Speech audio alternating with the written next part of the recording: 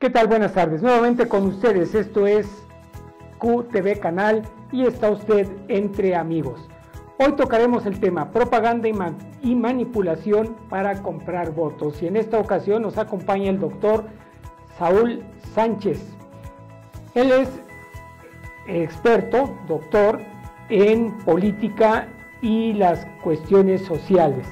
Doctor en psicología política, ¿verdad? Así es. Es doctor en psicología política y vamos a tocar este y otros temas más de su interés ahora que está en plena ebullición, en plena efervescencia el proceso electoral. Bueno, pues es sumamente importante. Y mire, va a dar un curso, además, va a dar un curso en Lema Consultores, próximo miércoles y viernes de 4 a 7 p.m.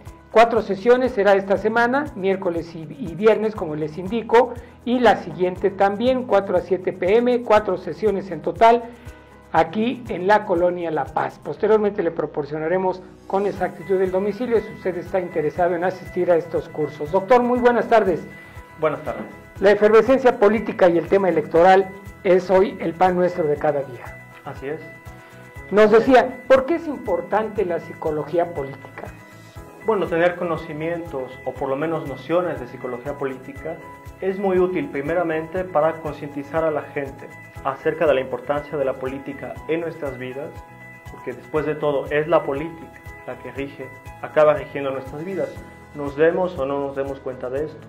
Ahora, hablando ya en particular de la psicología política, tener nociones y conocimientos de cómo funciona, cómo los partidos lo utilizan, cómo los medios de comunicación también lo pueden utilizar, puede ayudarnos a prevenir que seamos manipulados por la propaganda o por propaganda disfrazada de información o propaganda disfrazada de conocimiento que generan diferentes grupos, no solamente los partidos políticos, sino también grupos que tienen un interés de poder o un interés económico.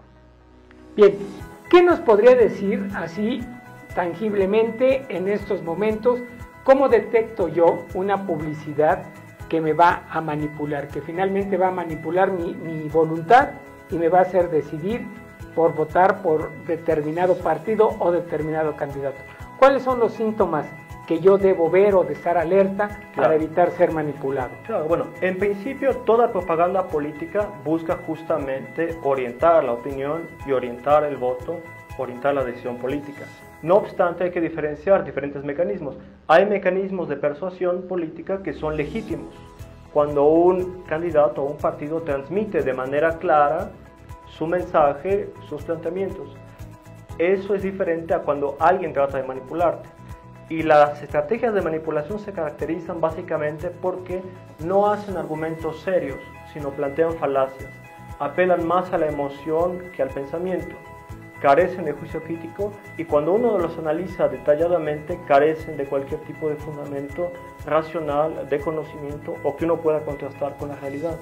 Es decir, son ideas que se venden que son simples, que no tienen base y que apelan más bien a la emoción que al intelecto.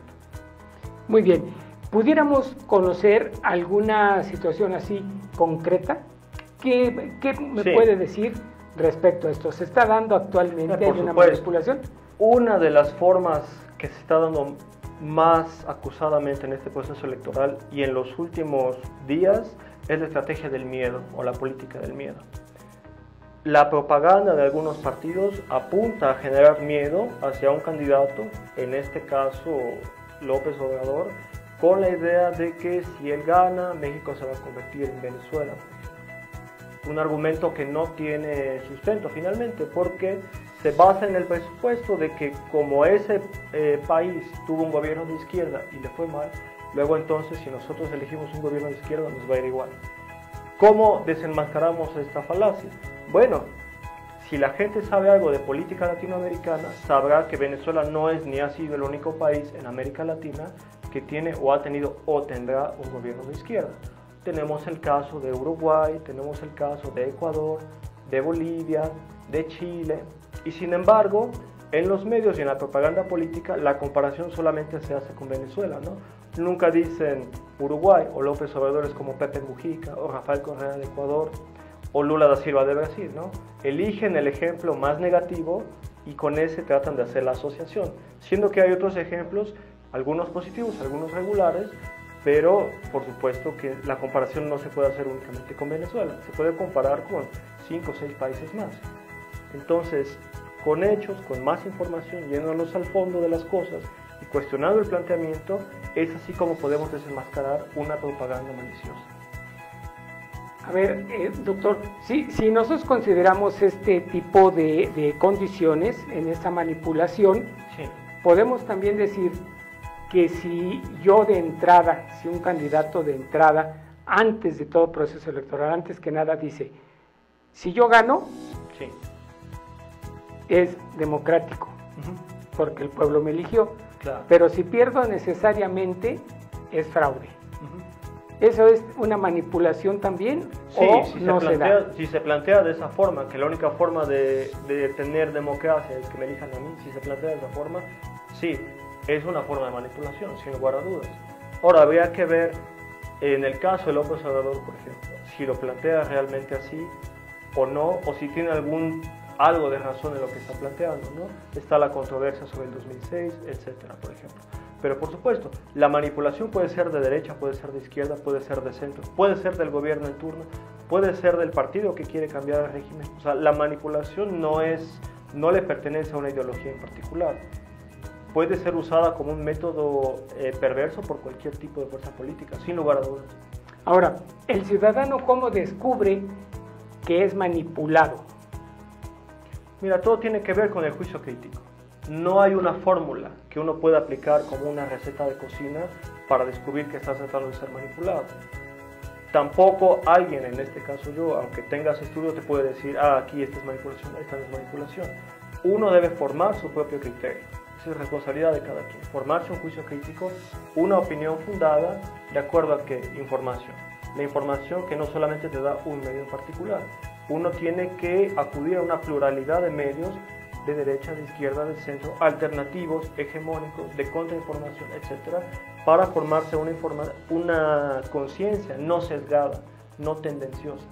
Si uno solamente lee un periódico siempre, o ve el mismo canal de televisión siempre, pues lógicamente uno va a tender a pensar de tal o cual forma, porque uno está expuesto solo a una fuente de información con una orientación en particular de información. Entonces, lo primero, pluralidad de medios. Segundo, no dejar que nadie piense por ti, pensar por ti mismo, no repetir como perico lo que dice tal o cual, o allí o allá, o escribió este articulista. Uno tiene que formarse su propio juicio, tomar la responsabilidad de nuestra propia posición política o pensamiento político. Entonces, esa es la mejor, no es una fórmula, pero esa es la mejor recomendación que yo podría dar a la gente.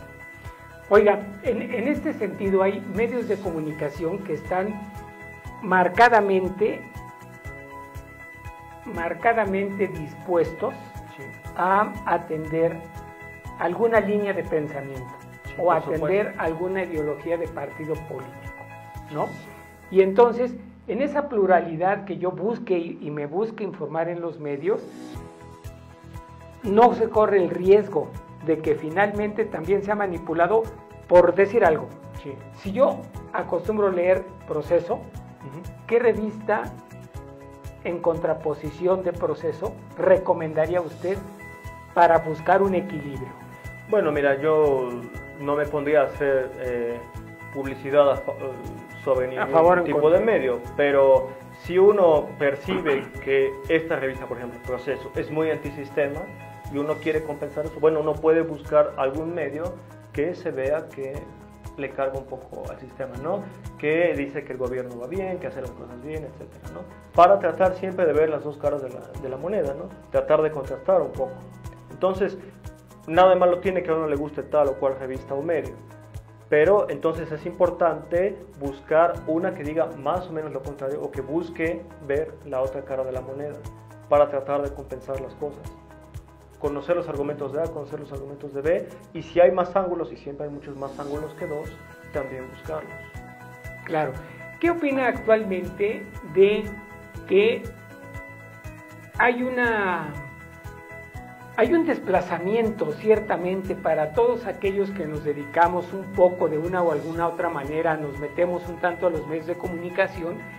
Vemos con agrado o sin desagrado, ¿no? Como uno quiera verlo, o dependiendo el balón que quiera uno chutar, nos damos cuenta que en la actualidad los medios de comunicación, vamos a llamarle tradicionales, Sí. televisión, radio y Periódico. los periódicos tradicionales, insisto, se han visto desplazados y en mucho por las redes sociales. Totalmente.